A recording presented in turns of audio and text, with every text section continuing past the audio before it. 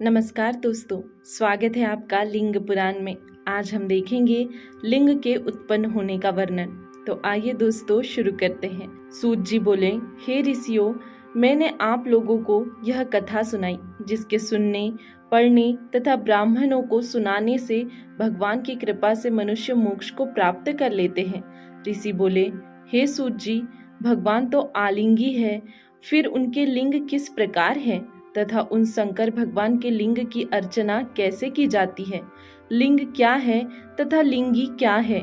यह सब आप बताने में समर्थ हैं, कृपा करके हमें बताइए। रोमहर्षण जी बोले, हे ऋषियों, इस प्रकार एक बार देवताओं ने पितामह ब्रह्मा जी से पूछा था कि भगवान का लिंग किस प्रकार का है तथा लिंग में महेश्वर रुद्र की किस प्रकार पूजा अर्चना की जाती है। तब ब्रह्मा जी ने जो कहा था वह मैं आपसे कहता हूँ। ब्रह्मा जी बोले, प्रधान यानी प्रकृति को तो लिंग कहा गया है और लिंगी तो स्वयं परमेश्वर ही है। हे श्रेष्ठ देवताओं, सृष्टि के स्थिति काल में सभी देवताओं के जन लोक में चले जाने पर जल में मेरी रक्षा के लिए भगवान विष्णु थे। चारों युगों में हजारों बार बीत जाने पर तथा देवताओं के सत्य लोक में चले जाने पर मुझ ब्रह्मा के बिना अधिपति पद पर रहने पर बिना वर्षा के सभी स्थावर यानी वृक्षादि के सूख जाने पर पशु, मनुष्य, वृक्ष, पिशाच, राक्षस, गंधर्व आदि सूर्य के किरणों से क्रमशः जल गए थे। तब उस महान घोर अंधकार में समुद्र में वह विश्वात्मा महान योगी पर ब्रह्म, जिसके हजारों सिर है तथा हजारों नेत्र है, हजारों पैर है, हजारों बाहु है तथा जो सर्वज्ञ है और संपूर्ण संसार को उत्पन्न करने वाले हैं तथा जिनके रजोगुण से ब्रह्मा, तमोगुण से शंकर एवं सतोगुण से विष्णु की उत्पत्ति होती है, ऐसे काल के भी काल निर्गुण नारायण स्वरूप को मैंने देखा। उन कमल नयन भगवान को उस घोर समुद्र में जल में शयन करते देख कर उनकी माया से मोहित होकर मैं बैर के स्वभाव में उनसे बोला, आप कौन हैं, यह मुझे बताइए।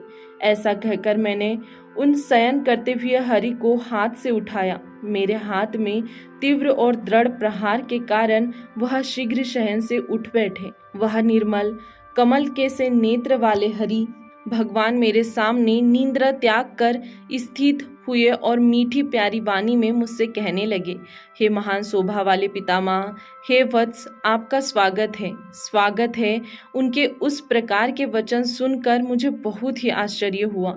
रजोगुण के कारण बढ़ गया है वैर जिसमें, ऐसा मैं उन जनार्दन भगवान से बोला। आप सृष्टि के संहार के कारण होकर मुझे वत्स वत्स कहकर पुकारते हो। हे अनघ, मेरे साथ आप गुरु शिष्य के समान बर्ताव करते हो। मोह में पड़कर इस प्रकार आप क्यों कह रहे हो? इसके बाद भगवान शंकर विष्णु मुझ अहंकार से युक्त को देखकर बोले, हे पितामह, मैं ही पर ब्रह्म हूँ, मैं ही परम तत्व हूँ, संसार का कर्ता हूँ, चलाने वाला हूँ तथा मैं ही इस संसार का नाश करने वाला हूँ। मैं स्वयं ही परम ज्योति स्वरूप हूँ, परमात्मा हूँ, ईश्वर हूँ। संसार में चर अचर जो भी दिख रहा है अथवा सुनाई दे रहा है, उस सब को सब कुछ मेरे ही निहित जानना चाहिए। यह संसार पूर्व में मेरे द्वारा ही 24 तत्वों से मिलकर बनाया गया है। अपने प्रसाद यानी कृपा से अनेकों ब्रह्मांडों को लीला मात्र में बना देता हूँ। मेरी बुद्धि के द्वारा पहले सत, रज, तम 3 प्रकार का अहंकार उत्पन्न हुआ। इसके बाद 5 प्रकार की तन्मात्रा यानी पृथ्वी, जल, तेज, वायु, आकाश, छटा, मन। इसके बाद 10 इंद्रियां उत्पन्न हुई। आकाश से लेकर पृथ्वी तक सभी की रचना लीला मात्र ही हुई है। हे देवताओं, भगवान हरि के ऐसा कहने पर हम दोनों का घोर युद्ध हुआ। उस युद्ध को देखकर रोंगटे खड़े हो जाते थे। वह युद्ध उसी प्रलय के सागर के मध्य मेरे द्वारा रजोगुण की वृद्धि होने पर बैर बढ़ जाने के कारण हुआ था। उसी अवसर पर हम दोनों के बीच में अत्यंत प्रकाशमान एक लिंग हमारे प्रबोध करने के लिए प्रकट हो गया। वह लिंग अनेकों प्रकार की ज्वाला से घिरा हुआ, सैकड़ों कालाग्नि से भी महान, तेजस्वी, घटने और बढ़ने से रहित, आदि मध्य अंत से भी रहित रहित अव्यक्त विश्व की उत्पत्ति का कारण था। उसे देखकर भगवान हरि तथा मैं भी स्वयं मोहित हो गए।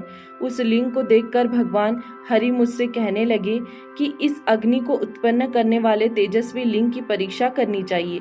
मैं इसके नीचे की तरफ इसके मूल को देखूंगा तथा आप ऊपर की ओर शीघ्र प्रयत्न पूर्वक जाइए। हे देवताओं, तब उसी समय भगवान विष्णु ने वराह का स्वरूप धारण किया और मैंने शीघ्र ही हंस का स्वरूप बनाया। तभी से लेकर मुझे मनुष्य हंस भगवान कहने लगे। सफेद पंख, सफेद वर्ण का मैं सुंदर हंस बन गया। मन और हवा के वेग के समान मैं ऊपर को उड़ा। नारायण भगवान ने भी 10 योजन लंबे चौड़े 100 योजन के आयत वाले मेरु पर्वत के समान आकार धारण करके वराह रूप बनाया। उनके सफेद पौने पौने दांत थे। काल के समान महान तेजस्वी चमकते हुए सूर्य के समान काले वराह का रूप धारण करके पृथ्वी में नीचे की ओर चले गए।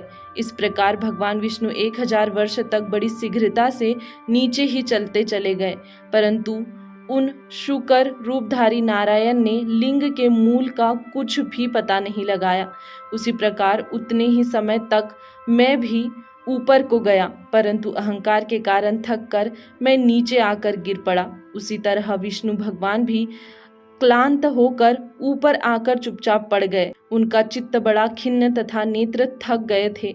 उसी समय उस लिंग में से बड़े जोर का शब्द हुआ। उसमें से ओम ऐसी ध्वनि प्लूत लक्षण से निकली। उस महान घोर नाद को सुनकर यह क्या, ऐसा हमने कहा। तभी उस लिंग के दाहिने भाग में सनातन भगवान को भी देखा। उस ओम सनातन भगवान के आदि में अकार, इसके बाद उकार तथा उससे परे में मकार है, मध्य में नाद है। इस प्रकार ओम ऐसा स्वरूप है। आदि वर्ण सूर्य मंडलवत देखे तथा उत्तर में उकार है जो पावक नाम से प्रसिद्ध है। मकार चंद्र मंडल की संज्ञा वाला है। जो मध्य में है उसके ऊपर शुद्ध स्फटिक वर्ण स्वरूप प्रभु विराजमान है। वह प्रभु तूर्या अवस्था से भी परे है, द्विंदु रहित है, शून्य है, भीतर बाहर से परम पवित्र है, आदि अंत और मध्य से रहित है, आनंद के भी मूल कारण है। ऋगु यजु सामवेद के तथा मात्राओं के द्वारा उन्हें ब्रह्म कहा जाता है। वे माधव है। वेद शब्द से उन विश्व आत्मा का तत्व चिंतन किया जाता है। इसलिए ऋषियों के परम सार कारण वेद को भी ऋषिर वेद कहते हैं। इसी से परमेश्वर ऋषियों के द्वारा जाना जाता है। देवता बोले, वह रुद्र भगवान वाणी और चिंता से रहित है। उन एकाक्षर ब्रह्म को वाणी भी प्राप्त न करके लौट आती है। उन एकाक्षर ब्रह्म को ही अमृत तथा परम कारण सत्य आनंद यानी परम ब्रह्म परमात्मा जानना चाहिए।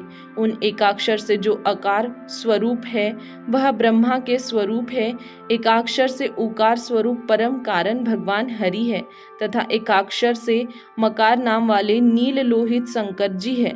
सृष्टि के कर्ता जो अकार नाम वाले हैं, उकार उसमें मोहने वाले हैं तथा मकार नाम वाले नित्य ही कृपा करने वाले हैं।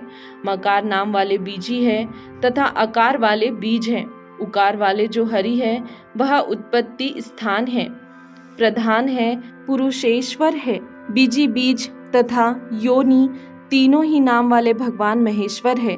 इस लिंग में अकार तो बीज है, प्रभु ही बीजी है तथा उकार योनि है। अंतरिक्ष आदि एक सोने के पिंड में लिपटा हुआ एक अंड था। अनेकों वर्षों तक वह दिव्य अंड भली भांति रखा रहा। हजारों वर्षों के बाद उस अंड के 2 भाग हो गए। उस सुवर्ण के अंड का ऊपर का कपाल जैसा भाग आकाश कहलाया तथा नीचे का कपाल जैसा भाग रूप, रस, गंध आदि 5 लक्षणों सहित पृथ्वी जननी चाहिए। उस अंड से अकार नाम वाले चतुर्मुख ब्रह्मा जी उत्पन्न हुए हैं जो संपूर्ण लोकों के रचने वाले हैं। इस प्रकार वेदों के जानने वाले ऋषि लोग उस ओम का वर्णन करते हैं। इस प्रकार यजुर्वेद के जानकारों के वचनों को सुनकर ऋग और सामवेद के ज्ञाता भी आदर सहित यही कहते हैं कि वह ऐसा ही है। अकार उस ब्रह्म का मूर्धा अर्थात दीर्घ ललाट है। ईकार दाया नेत्र है, ईकार वाम नेत्र है, ऊकार दक्षिण नाक है, अकार बाया नाक है, रीकार उस ब्रह्म का दाया कपोल है और रीकार उसका बाया कपोल है तथा लू उसके दोनों नाक के छेद है। एकार उसका होठ है, एकार उसका अधर है, ओ और औ क्रमशः उनकी दोनों दंत पंक्तियां हैं। उसका तालु स्थान है। क आदि यानी क ख ग घ इंग उसके दाएं तरफ से 5 हाथ है। च आदि च छ ज झ अन उसके बाएं ओर के 5 हाथ है। ट आदि ट ठ ड ढ अन तथा त आदि त थ द ध न उसके दोनों तरफ के पैर है। पकार उसका उदर, फकार दाई ओर की बगल है, वकार बाई ओर की बगल है, व भ कार दोनों कंधे है, म कार उस महादेव जी का हृदय है, य कार से स कार तक उसकी 7 धातु है, ह कार आत्म रूप है, छ कार उसका क्रोध है। इस प्रकार के स्वरूप वाले उन महादेव जी को उमा के साथ देखकर भगवान विष्णु ने उन्हें प्रणाम किया और उन भगवान शंकर को जो ओमकार मंत्र से युक्त है, शुद्ध स्फटिक माला से युक्त या स्फटिक माला के समान सफेद एवं बुद्धि करने वाले हैं, सर्वधर्मों के साधन करने वाले हैं, गायत्री मंत्र के प्रभु है तथा सबको वश में करने वाले हैं, 24 वर्णों से युक्त है, अथर्व वेद के मंत्रों के स्वरूप है, कला काष्ठ से युक्त है, 33 अक्षरों से शुभ स्वरूप है, श्वेत है, शांति कारण है, 13 कला से युक्त है, संसार के आदि अंत और वृद्धि के कारण है। इस प्रकार के शिव को देखकर भगवान विष्णु ने पंचाक्षर मंत्र नमः शिवाय से जप किया। इसके बाद उन काल वर्ण ऋग यजु सामवेद के जो स्वरूप है, ऐसे पुरुष पुरातन ईशान मुकुट जिनका अघोर मंत्र ही हृदय है, सर्प राज भूषण सदाशिव को जो ब्रह्म आदि की उत्पत्ति स्थिति और संहार के कारण है, उन वाणी और वरदान को देने वाले ईश्वर महादेव जी को देखकर प्रसन्न करने के लिए विष्णु भगवान स्तुति करने लगे। दोस्तों आज के लिए इतना ही, इसके आगे देखेंगे हम कल के वीडियो में। तब तक के लिए धन्यवाद।